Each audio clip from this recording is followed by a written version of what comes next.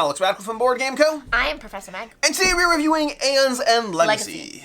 A few quick notes before we dive into this review, because there are some ground rules when we are reviewing a Legacy game. The first is if you want to see all the pristine components, you're out of luck. You're not going to. They've all been stickered, and I don't want to spoil things for you, which I guess brings us to ground rule number 2, is there are no spoilers in this review. We will be talking about Aeon's Legacy as a system, we'll be talking about our thoughts on, I guess, how this played out, and again, you will see nothing except I might point to stuff in the back of the box, because that has no stickers in it, so we'll have that, but if you are looking for that kind of here's how to play system, we'll give you a brief overview, but you're not going to get all that. This is mostly just opinions. It's mostly just opinions, I'm sorry.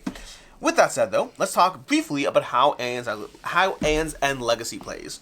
So, Aeon's Legacy, I'm going to keep this very brief, very to the point, it's based on the Aeon's End system in general, which is a deck building, it's a cooperative deck building system in which you have these characters, these mages that are going to be trying to open up rifts where you can cast spells. So you're going to start with this number of rifts open, and then you can open up more of them. You start with one open, and you're going to open up more of them as you go. That allows you to cast more and more spells against the various big bads you're fighting against, which usually is going to be a boss. So you're going to be fighting against a boss who is slowly spawning various things at you. The bosses are different in each game, and so you're going to be fighting these different bosses that have different decks and different ways that they operate, but each boss is designed to throw a challenge at you, and you're trying to survive, build up your deck, building cards from a standard pool of 9 different cards. There's going to be gems, relics, and spells. Spells are usually the thing that causes damage to enemies. Relics are usually a jack of all trades, so no, usually. They're jack of all trades, they do a little bit of everything, and then gems are the currency that makes you able to buy more and do more on your turn. You're trying to utilize your money towards buying these cards to improve your deck to take on the big bad, as well as you have your own little personal board and other abilities and other things you can be working up towards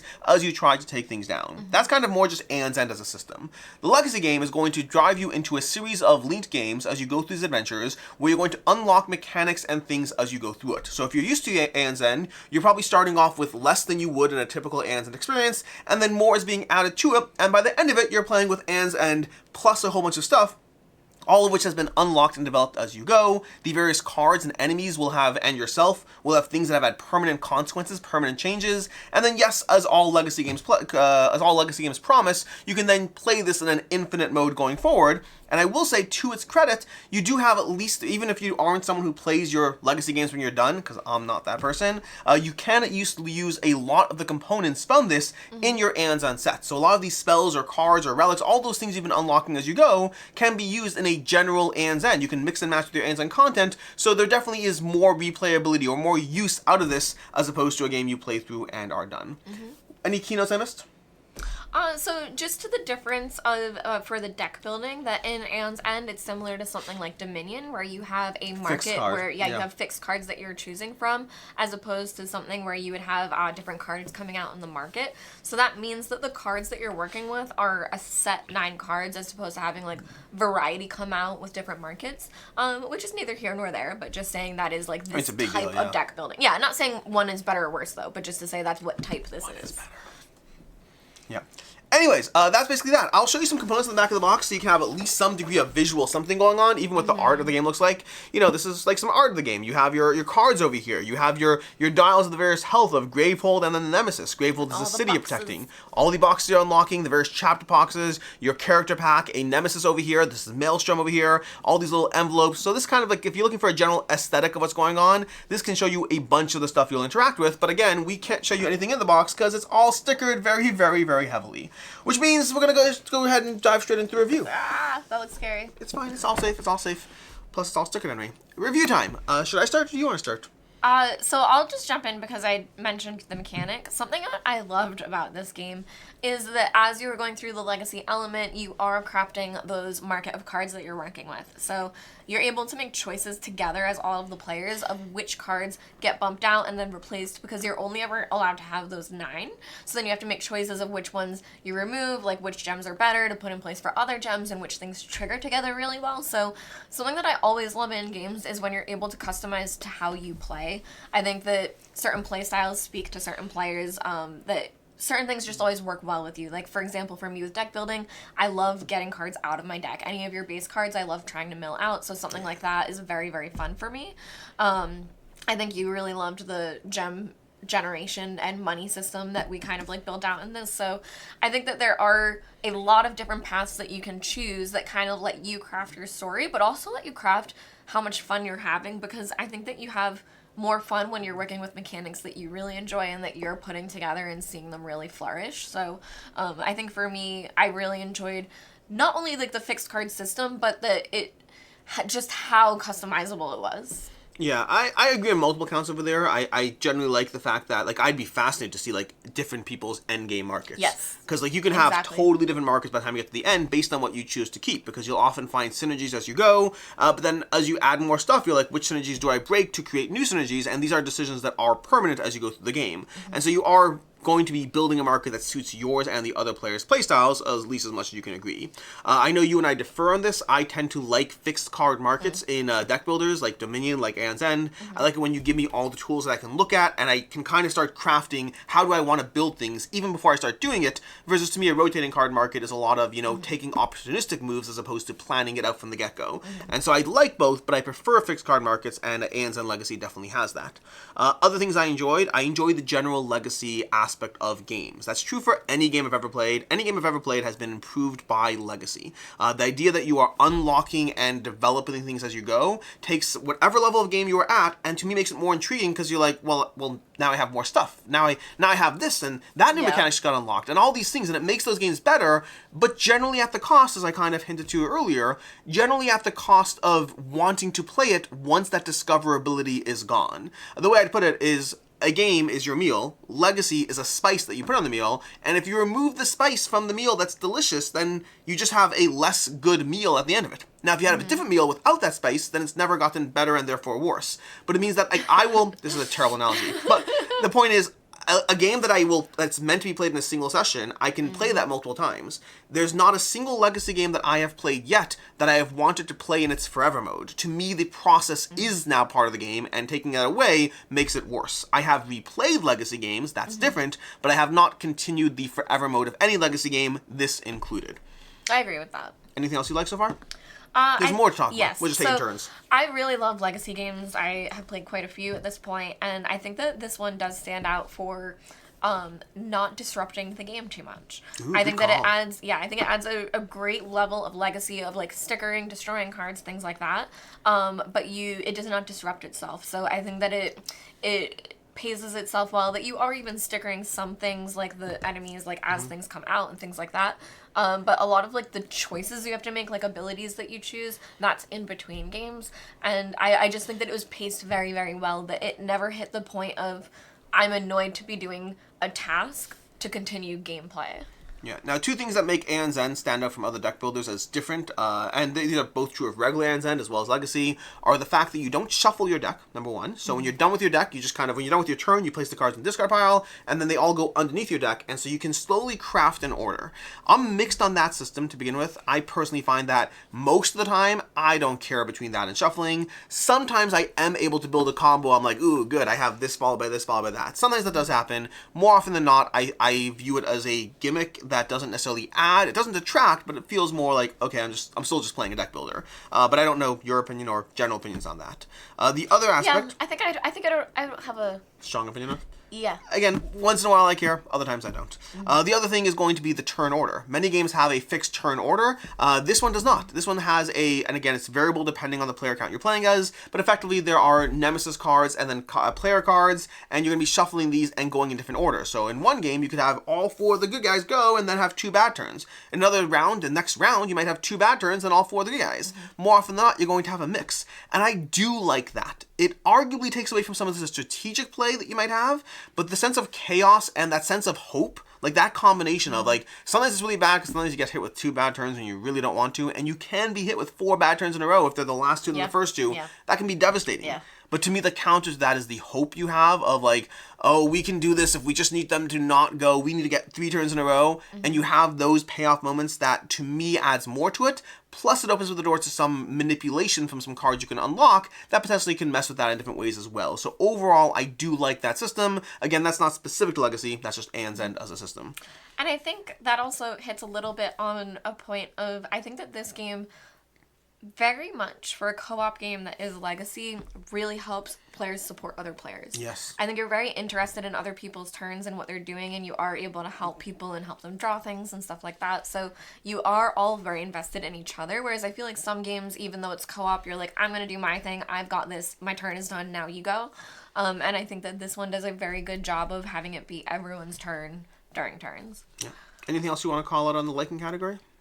Yes, so I also really loved the progression of the player board, how you gain abilities, and you also, again, get to customize, so you kind of get to have a couple, like, choices there.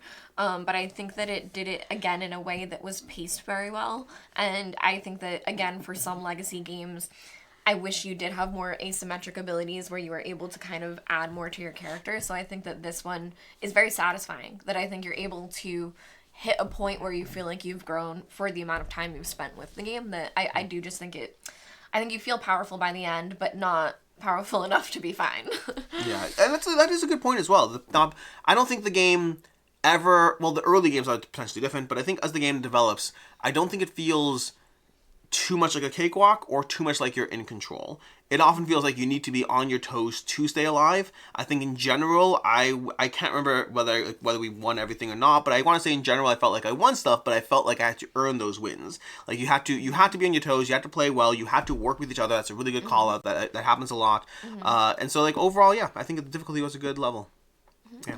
As far as things you didn't like in the game. I think for me, the only thing I would say, I have very few things that I did not like, but one of them is just the general aspect that we already touched on, that Legacy games, I have not even wanted to play this since then, and I loved this experience. You're going to hear how I rate this, and I think this was a fantastic experience, but I still don't ever go back to Legacy games, so I don't know if that's just something to know. There's a 2. I know, but I want to open this box again. And so that is, I don't even know if that's something against it. That's kind of just something to know as you're getting into it, that if you've never played Legacy games before, it's a fantastic, rewarding experience that you probably won't go back to. Yeah, for me there's a few things, and I want to say, like, we'll get to this more in Final Thoughts as well. There's not a lot of, well, let's go into some stuff. So, first of all, is the Legacy story didn't care about at all. At all. I could not tell you how uncaring I am about every single character, enemy, ally that was presented. My level of caring is not like little, it's like 0. I'm not trying to be harsh. Now, this is not even that big a dig against the game. I'm usually a mechanics first person, but I think that when you are going through that much story text, and I am curious on your thoughts on this, but like I've played a lot of games that had degrees of story in it, and I'm gonna avoid. I have to. In some ways, I have to like be specific about not saying things because spoilers. But like the writing didn't pull me in. The characters were arguably unlikable, both good and bad, and the level of like immersion of anything actually going on, could not care less. I'm trying to emphasize both things are true. Didn't detract from my mechanical gameplay experience. Could not care less about what was happening from a story standpoint. Yeah. At first I was like, but then I agree with that aspect. I would say, because the more I thought about it, I think that it gave me senses of urgency. Yeah. So that's not the same as caring, but I would care about like, oh, well, now we have to take care of this. That's something to go for. So I think it gave a sense of urgency, but I agree it didn't give a sense of like connection. Yeah. The second thing that is that was specifically a complaint about Legacy. The second thing is more a complaint about the Aeon system in general. I think something about the way they branch up their gems, spells, and artifacts ends up being a bit more linear than I would like. That I haven't seen all the cards in Aeon's End, and there's a lot of Aeon's End out there, so there's like a lot of content. So whatever they're doing is working well. They're managing to cater to that audience. And this also could be a player thing, because I'm a big fan of Dominion as a deck building game, and you can make the argument that there's so much overlap in all the cards in Dominion. But I do think that at a certain point, the cards in this game either start feeling a little bit too samey to each other, or too convoluted that I didn't even want to engage with them. I found that was a little bit of a problem. Now, it's not a big problem. I still enjoy the overall system, but I think when I'm thinking of other deck building games that I've enjoyed more, I don't think of it that way. I have a harder time defining why I have this issue here, but I would say a lot of things start to feel either similar or samey and or too convoluted, and there definitely were things that hit a nice balance. There definitely were, like, I could still think of, like, certain spells and things that I really like this game, but when you're talking about a lot of cards, like, here's a good example would be, you always have to make choices about how to evolve the market. And I would say there definitely were times that those choices were hard. And there were lots of times that the choices were not as hard. Or even, I should rephrase that there are times we disagreed. There are times we disagreed, and for sure. Was harder. For sure. But I think that I wouldn't even say when it comes time to replace certain cards in the market, that was definitely a harder choice. But lots of times I was just able to eliminate, being like, nope, don't care about that, don't care about that, don't care about that. Oh, now we want that. Now where does it go and what do we replace? That was the choice that I was making. But like a lot of times I could just write off a lot of the cards as they don't matter to me. I'm not significantly impressed or intrigued by that. And again, I remember like there was one specific game where I wanted every card, and that game stuck out at me because that never happened normally. Yeah. And so like that again, not a bad thing. It's not a big deal, but some lost there. For context, I believe at the end of every game you get a choice of 4 to add, and you can only take 2. Yeah. And then you replace from your current market. So again, these aren't spoilers, just the mechanics of the game. But yeah, I remember that one game stuck out of me because I was like, this is the first time I've actually cared. Usually, I only wanted 2, maybe even 1, and then figuring out what to proxy was the harder choice. Like, what things that I like have to leave. That was the more interesting choice. See, I didn't pick up on that on my side, but I think also, like, when I think of the final market, I was very satisfied with everything that was curated there. But also, I rarely play fixed market games. Yeah. So it's not something I'm used to. That, for me, it was still kind of new as well. And I should give kudos. I didn't say this in the like section, but kudos to the nemesis you're fighting against. Those can feel very different and present different challenges and puzzles. And there are, as much as I say that the characters I couldn't care less about, there are cards you will learn to hate. Yeah. That is definitely true. Yeah. That's kudos for stuff like that. Yeah. But yeah, I think that's kind of what I have for the things I don't like. The other thing, I guess the last thing I'll give is, and I this is a harder one for me because I both like it and don't. I've never loved I think it's the breaches. They always open up the breaches to cast spells. I've always been mixed on the breach system. Mixed. Not don't like, not do like. I like the sense of progress of getting your own mage to be more powerful and be able to cast more spells. But because it resets every game, to a certain extent it feels like you have to rebuild your ability to cast a lot of spells every game. And that's always been a slight mix for me. It's not negative, it's not positive. It's like I'm unsure how I feel about it. Yeah. Okay. As far as final thoughts. Are you ready for final thoughts? Yeah. So for me, I had a great time with this experience. I do think for a legacy game, a deck building game, and everything like that, it gives an almost perfect experience. I'm rating this at a 5, which I know is high, but for me, this was one of my favorite legacy experiences I've had. And I think it's specifically for the gameplay that I've never liked fixed market. I loved this game. There are a lot of things that I think aren't something I would normally like or want in a game, and this one did it for me in a way that so the way I would describe it, I'm all over the place, but the way I would describe it is that this game was one that as soon as the game was done and changes were made, I immediately wanted to play again, and I did not stop that feeling until this game was finished. I devoured it, that it was constantly being played. So I think that any game that does that deserves it.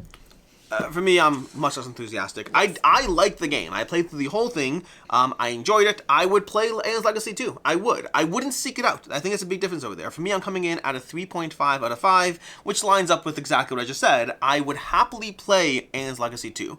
I would not seek it out because this was a good game. I enjoyed it. The legacy elements kept me going. But I don't think I'm an Aeon's End I don't think I'm an Aeon's End player outside of the spice that is Legacy. That spice keeps me a little bit more invested. It's a very popular system. People like it a lot. I've always enjoyed my time with it, and I've never been obsessed with my time with it. It is a good game. I will happily play more of another version of this, meaning 2, 3, whatever they put out. But I'm not seeking out those experiences. I will enjoy them. I'll have fun with them. It's a 3.5 out of 5 for me. Gotta play this year. Legacy 2. Legacy 2. Yep. I guess it'll happen. We'll see.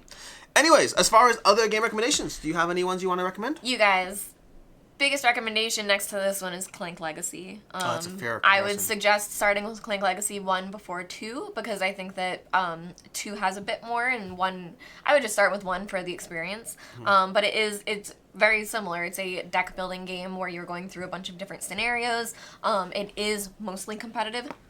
But it is very similar. It is a bit more cheeky, I would say, as far as the writing and things like that. Clank Legacy will really bring you in. But again, it does have a lot of the competitive elements where this has co-op. And it does have a changing market as opposed to the fixed market. Yeah, and for me, I'm going to recommend Star Realms Rise of an Empire, which is another deck-building legacy game. This is a competitive, I believe plays out across 10 rounds. I think I actually haven't finished it yet, so I can't fully tell you that. But it kind of ditches all the story just for the sake of build your deck, attack each other, sticker cards, and try to be the best player at the end of the whole series of games, and that's how you win. But I definitely recommend that. I'm a big Star Realms fan. Again, despite going back to our points, Star Realms to me is one of the best games that has one of the best deck builders that has a rotating market system. So it has that instead, but I recommend checking that out. And I do just recommend checking about Legacy games and Legacy games in general. They can be really fun. They are a very different kind of beast compared to regular games, but if you haven't tried any before, it might be time to try some. Yeah. Until next time, I'm Alex Radcliffe from Board Game Co. I'm Professor Meg. And have a good one. Bye.